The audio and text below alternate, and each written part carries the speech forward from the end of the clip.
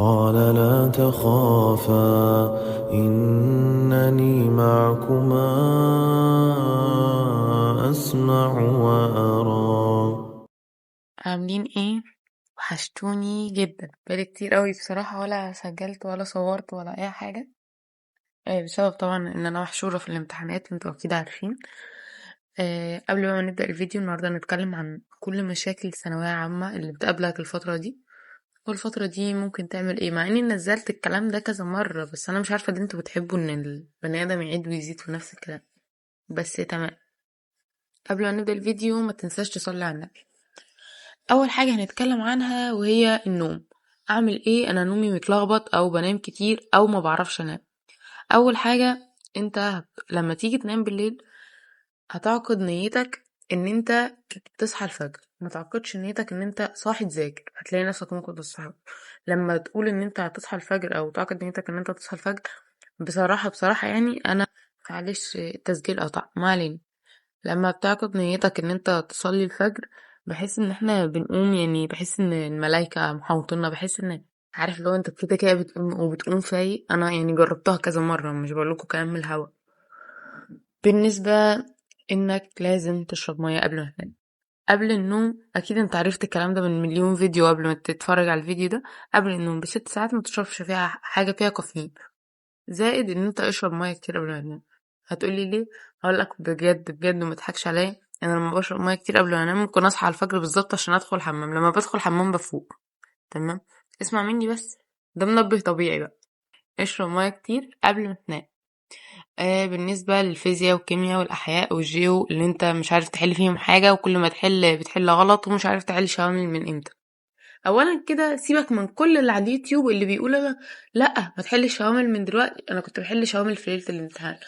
لو انت حليت شوامل في ليله الامتحان زي ما هما ما بيقولوا، انت رهبه الامتحانات عندك مش هتتفك. لو غلطت كتير هتحس انك مرعوب ومش هتعرف تدخل الامتحان تاني يوم، او اليوم يعني ايا كان بقى كان يوم الامتحان امتى، هتحس ان انت مش عارف تدخل الامتحان.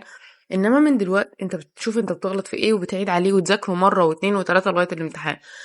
بتشوف انت واقع قوي في ايه، بتجيب كام، بتخلص الامتحان في قد ايه، بتحسب حاجات كتيرة قوي بتعملها من دلوقتي. انما لو سمعت كلام الناس اللي بتقولك لا الشوامل مش من دلوقتي، الشوامل في ليلة الامتحان، انا حليت شوامل في ليلة الامتحان ودخلت طب، اقول لك انت حر. بس انا قلت لك اهوت بقالي قد ايه من ساعة ما اتكلمت عن الشوامل، وبقول لك حلها من دلوقتي، من اللحظة اللي انت بتكلمني فيها، عشان تشوف درجاتك بتترفع ولا لا، تشوف ايه الحاجات اللي بتقع فيها، ايه الحاجات اللي بتغلط فيها، حتى لو هتبدأ مراجعة من اللحظة دي. بالنسبة أبدأ مراجعة ازاي وانا لسه اصلا معرفش حاجة في المنهج؟ الناس اللي لسه ما بدأتش المنهج، هو في حلين ملهمش تالت، عشان بقى ما تقولش بتحبطني ومش بتحبطني والكلام اللهبل ده. تمام. الحل الأول وهو انك معايا جدول 13 يوم، هو علم علوم على قناة التليجرام، يا اما هتمشي عليه، ولو انت ادبي او علم رياضة هتشيل مواد علم علوم وتحط المواد بتاعتك. تمام. يا اما هتمشي عليه وتلتزم بيه. هو في حاجات كتيرة جدا، يعني مثلا في يوم واحد يونت انجليزي وباب فيزياء ووحدتين عربي، فيا اما هتضغط نفسك جدا وهتحاول تدخل كل كمية المعلومات دي في يوم واحد، يا اما هتقسم السنة، مش هتأجلها، هتقسمها. يعني ايه؟ يعني هتاخد مواد السنة دي وهتاخد مواد السنة الجاية. تمام. انا ولا بحبط حد ولا بعمل حاجة، بس الناس اللي لسه بادئة دلوقتي والله انتوا هتلحقوا. بس في ناس بقى منكم انا مش عارفه هما مالهم بصراحه، داخلين يقولوا لي لا لا الجدول ده تقيل، شوف لنا حاجه خفيفه. حضرتك بقى حوالي 20 يوم اشوف لك حاجه خفيفه فين؟ مش فاهمه بجد. فهو انا معايا بقى النقطه دي. فالناس اللي عايزه تدخل تسالني وتقول لي الجدول ده تقيل شوفي لي حاجه خفيفه، بقول لك قسم السنه. تمام. عشان انا مش معجزه، ولا اقدر اعمل لك معجزه، ولا اقدر ازود لك الايام عشان اعمل لك حاجه خفيفه. المنهج كبير وعايز جدول مضغوط. تمام. بالنسبة للإنجليزي اللي انت برضه متعرفش فيه حاجة وما حفظتش كلمات من وانت طفل ده، الإنجليزي كل مطلوب منك فيه انت هتحفظ كلمات اليونت كلها على بعض، بعد كده هتشوف القواعد بتاعة اليونت كلها على بعض، بعد كده هتحل امتحان، امتحانين 3 تدريبات على اليونت، بس كده انت خلصت اليونت وارتحت منها. القصة افهم الأحداث عشان تعرف تجاوب على الأسئلة المقالي، مش أكتر. بالنسبة للقطع انت لما تحل هتستخدم الترجمة عادي جدا، والكلمات اللي انت ترجمتها هتحفظها بعد ما تخلص الامتحان أو التدريبات اللي انت حلتها. الفرنساوي ما تأجلهوش أكتر من كده، للناس اللي لسه ما بدأتش فرنساوي تبدأ من دلوقتي. تشوف مدرس كويس على اليوتيوب ترتاح معاه. انا مش هقول حد عشان بتقول ان انا بعمل اعلانات، وانا اصلا اقسم بالله عمري ما عملت اعلان لحد. ماشي. اللي هتشوف المدرس اللي يريحك على اليوتيوب، بعد كده تشترك معاه تبدأ.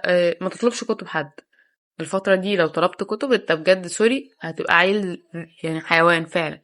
ان انت تطلب كتب في اخر 20 يوم وما تحلش فيهم حاجة وترجع بقى اخر السنة انا جبتهم ونضاف وما حلتش فيهم حاجة واسيبهم من خالتي ولا من عمتي اللي دخل تالتة سنة. بلاش الجو ده. فلوس ابوك وفلوس امك مش حرام. تمام. معاك كتبك حل فيها. عايز تجيب كتاب واحد بس مراجعة، لو انت ما عندكش كتب خالص حل فيه. بس ما تجيبش بقى كتب المدرس على كتب مراجعة يبقى عندك مليون كتاب وانت مش حلل فيهم حاجة. اهم حاجة الفترة دي اعقد نيتك مع ربنا.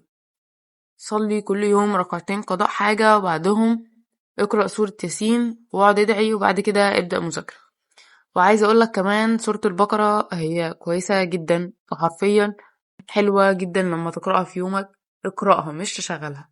خصص كده مثلا بعد كل فرد مثلا هتقرأ 30 صفحة هكذا، وخلصها على مدار اليوم. كل يوم ربنا بيعمل لك حاجة لما انت بتقرأها. مرة بيشيل عنك الهم، مرة لو في حاجة هتأذيك ربنا بيمنعها هكذا. تمام.